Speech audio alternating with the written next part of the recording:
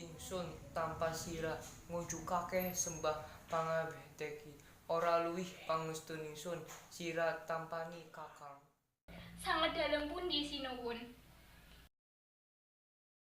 Samono uga nimbok ratu pada becik marakira ana ngarsaningsun kene. Pangestu dalem nyaosaken sembah pangabekti sinuwun.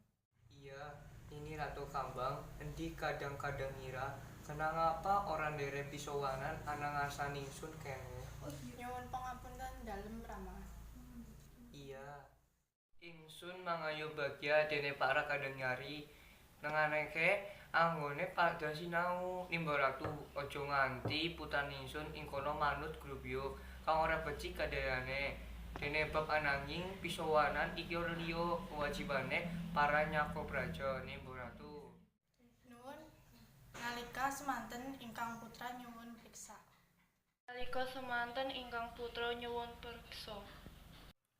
Iya, kula sakadang punika nderek pisowanan punapa sinau Ibu? Iya, yen pancen ora bebarengan sinau, becike kowe nderek sowan awit kowe putraning ratu kudu ngerti tata caraning oleh keprajanan. Nanging rahening kowe kabeh esih sinau lan bebarengan, mulane kowe ya kudu ngestokake anggonmu sinau ya nggih. Lan sira Ratu Kambang ora melu sinau, keneng apa nderek pisowanan. Oh, menawi putra ingkang satunggal punika pancen angel sinuwun. Ha ha ha ha. Adalem kepengin sumarep punapa wonten prajurit utawi narapraja ingkang enggal Rama. Kula mireng menawi Rama dawuh ngupadi prajurit-prajurit ingkang pepengan Rama.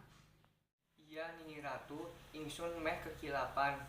Kakang Patih, wana salam. Kula Besi.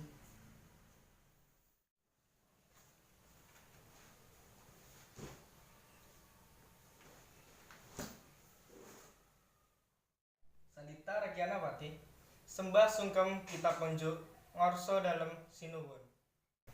Iya, Kula Bupati ingkang kapatah ngawontenaken paraden ngaturaken palapuran bilih nem-neman ingkang leboki prajurit dereng wonten ingkang katingal prigel oleh dedamel. Punapa malih sekti sinuwun.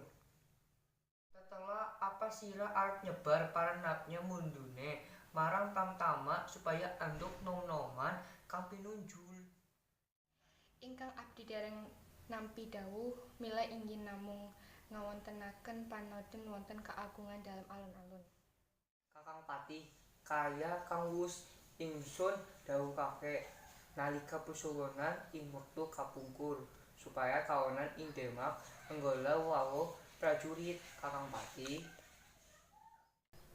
nyandung deduka ingkang sinuwun.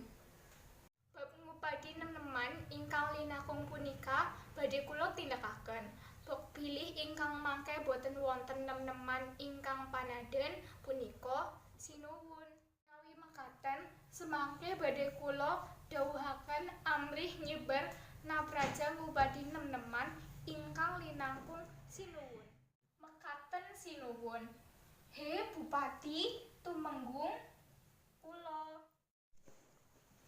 Saiki disebar niki priksa ing padesaan utawa ngendi bae wilayah Praja Demak perlu ngupadi nem-neman kang pinunggul.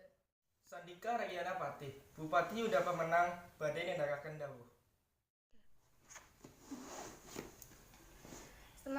Semanten ugi kula tumenggung Surayuda badhe nindakaken dawuh dalem Regayana Patih.